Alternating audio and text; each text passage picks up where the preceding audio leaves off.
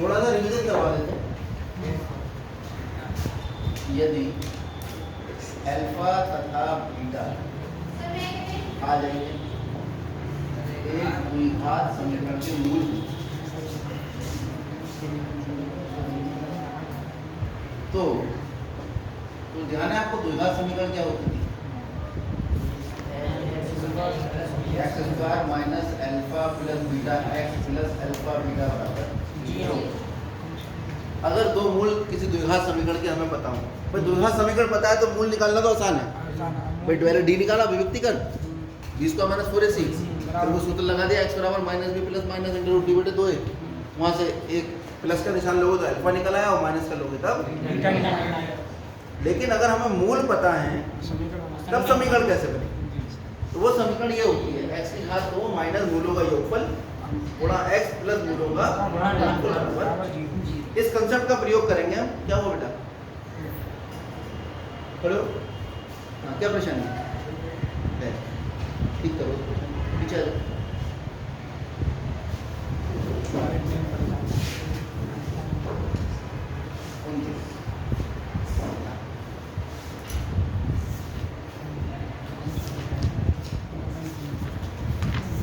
सवाल में कह रहा है, बहुत ध्यान से समझना, a तथा g दो धनात्मक संख्याओं के बीच क्रमशः समांतर तथा गुणोत्तर माध्य हैं।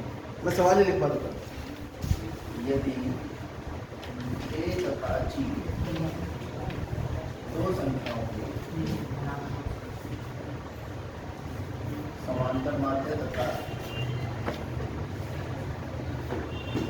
गुणोत्तर माध्य, तो सिद्ध कीजिए। क्या सिद्ध करना है?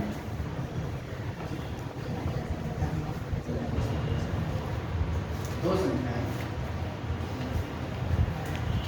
संख्याएं जो है वो प्लस माइनस वर्गमूल a plus g a minus g। कभी कभी इनका अनुपात भी कह देता है कि बताइए इनका अनुपात जो है वो a अनुपात b बराबर a प्लस वर्गमूल a plus g minus g बटे a माइनस। एक बार प्लस का निशान लेंगे और एक बार माइनस। तो पहले संख्या को इसके कहने का मतलब माना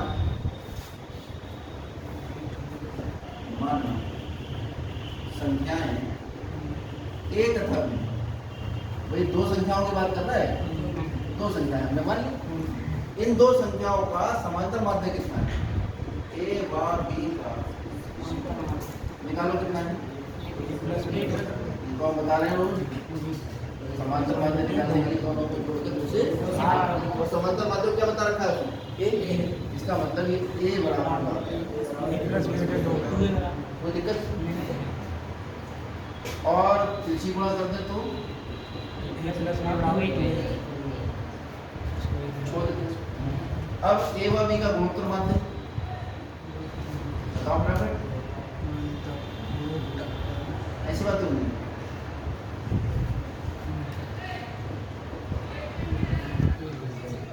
निकलवा के बताया था ना, तीन संख्याएं जो थी, हमने कहा था तीन संख्याएं अगर जीपी में हो तो दूसरी को पहली से भाग करो और तीसरी को दूसरी से भाग करो, तीसरी गुणा करो, 20 का बराबर 80, तो b बराबर कितना आता है? तो हमने कहा था b जो है वो a और c का क्या होगा? गुणोत्तर माध्य। गुणोत्तर माध्य वही तो होता है जब किसी दो संख्याओं के बीच में लिख दो गुणोत्तर श्रेणी बन जाती है। तो ये गुणोत्तर श्रेणी है, इसका मतलब b क्या है? a और c का क्या है? गुणोत्तर माध्य। इससे तो कंफ्यूज नहीं हो रहा है, a भी लिख रहा है, a लिख रहा है। सीधा सीधा कंसेप्ट है। दो संख्याओं का गुणोत्तर माध्य जो है वो वर्गमूल में दोनों संख्याओं की गुणा होता है। निकालने का तरीका क्या? ये किसका मान हो गया? जी का वर्ग कर दे तो आज ही समझ के यही खत्म कर देना। ठीक है, क्योंकि हम देखते हैं बच्चा दाद तो लेता है, ऐसे सोचता घर में समझ लेंगे। जब हम एग्जाम में क्वेश्चन आता है तो 2 या 4 बच्चे कर पाते, पता नहीं क्या बात है, जबकि कुछ ऐसा है नहीं अभी तक, तो ऐसा कुछ लगा नहीं होगा। ये लगा कुछ मुश्किल। अब द्विघात समीकरण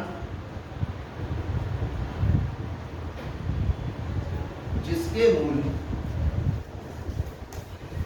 a तथा b, ऐसी द्विघात समीकरण संख्या जिसके मूल वो दो संख्याएं हैं जो संख्याएं हमने मानी। वो द्विघात समीकरण क्या होगी? x की घात 2 माइनस संख्याओं का योग प्लस संख्याओं का। देख लो ऐसे द्विघात समीकरण जिसके मूल हमें ज्ञात हो, तो हमने कहा भाई a और b दो संख्याएं मानी है, तो एक ऐसे द्विघात समीकरण बना लेते हैं जिसके मूल कौन है? a और b। इसे हल करके जो भी x के मान निकल के आएंगे वो एक्चुअली किसके मान होंगे? a और b के मान। क्योंकि इस समीकरण का निर्माण ही हमने इसके हलों से किया। इस समीकरण का हल पहले ही मान लिया हमने, कौन है? a और b को लिख दिया।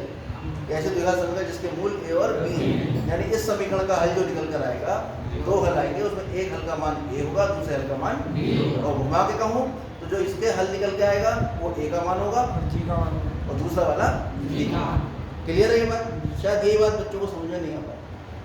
आपके समझ में आ गई? a प्लस b का मान है कितना?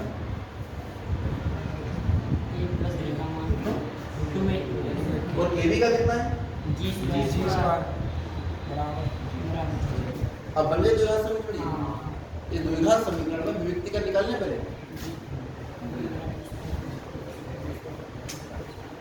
क्या होता है? विभक्ति का b बराबर b स्क्वायर माइनस 4 b कौन है यहाँ पर? -2 है ना। -2a -4 a का मान तो 1, c का मान कितना है?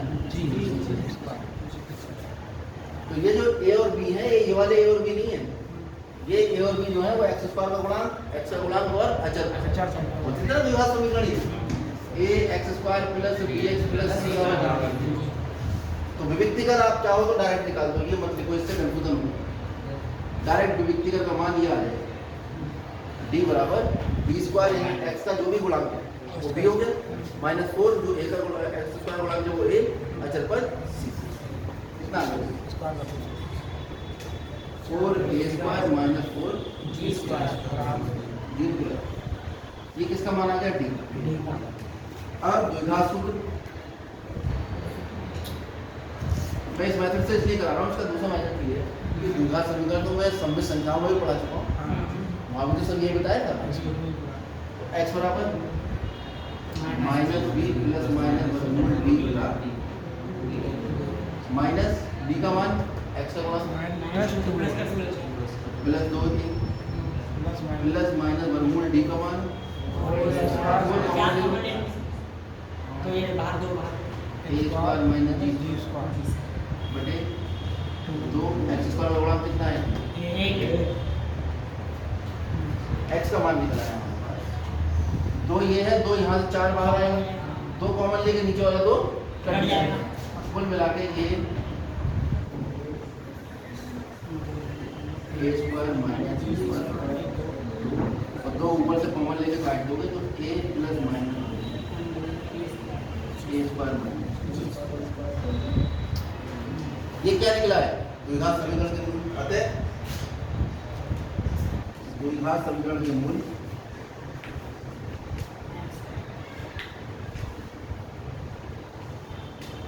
क्या क्या होंगे? एक प्लस का निशान लेके मूल आएगा और एक माइनस का निशान लेकर मूल आएगा। समझ में आ रहा है ये? और मूल माने क्या थे हमने? ए और बी थे, और ये भी मूल निकल के आए, यानी ये दोनों आपस में बराबर है। एक को ए कह दो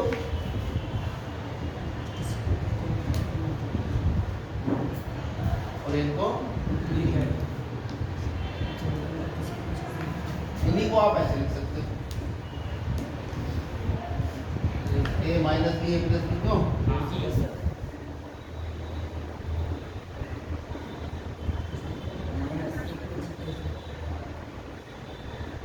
तो अगर एग्जाम में हम कहते हैं कि उन मूलों का अनुपात निकालो,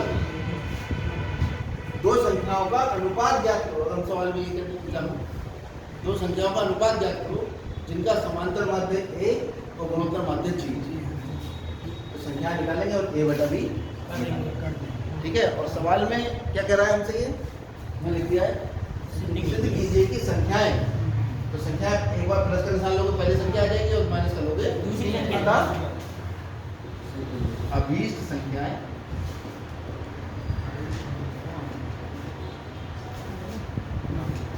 ए प्लस माइनस वर्गमूल ए माइनस जी ए प्लस जी।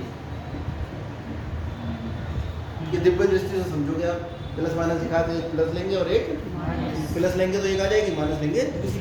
अब इससे ऊपर वाला सवाल देखो, जस्ट 28 में।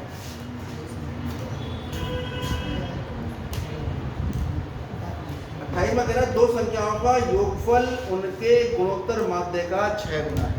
क्या कह रहा है? संख्याओं का योग उनके गुणोत्तर माध्य का 6 गुना। तब हमें ये बताना है कि संख्याएं 3 प्लस 2 वर्गमूल 2 और 3 माइनस 2 वर्गमूल 2 होंगी। तो माना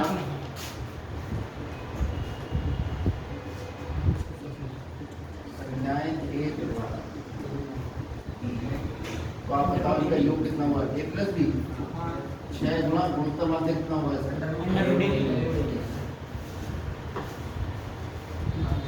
तो दिक्कत है ना? तो हमें ये संख्या क्या करनी? और भी कुछ दिया है? कुछ नहीं दिया। अब ये बताओ ए बराबर क्या होता है और जी बराबर कितना होता है? ए क्या है यहाँ पर और जी क्या है यहाँ पर? ए प्लस बी की जगह कितना आ जाएगा? वर्गमूल ए बी की जगह ए का मान कितना आ जाएगा?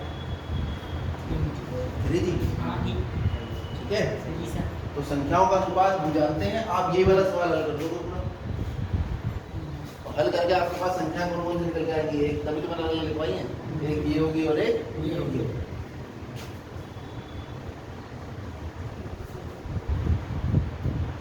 संख्याओं का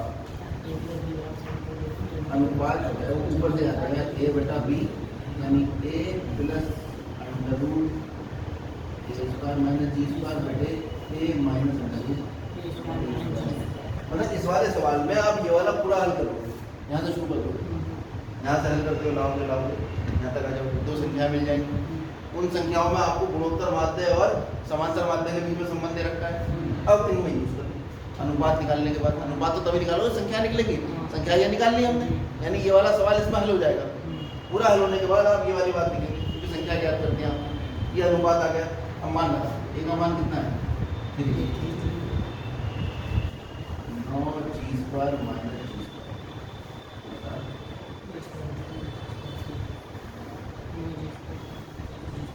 स्क्वायर 3 जी प्लस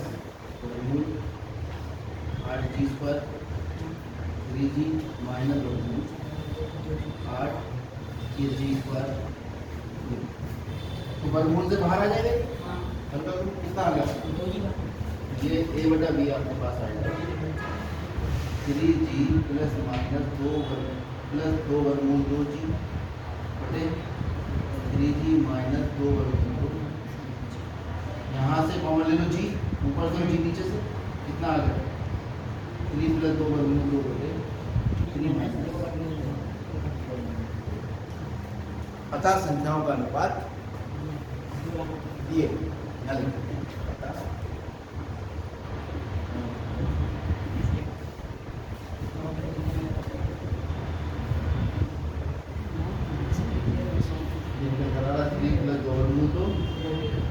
अनुपात 3 माइनस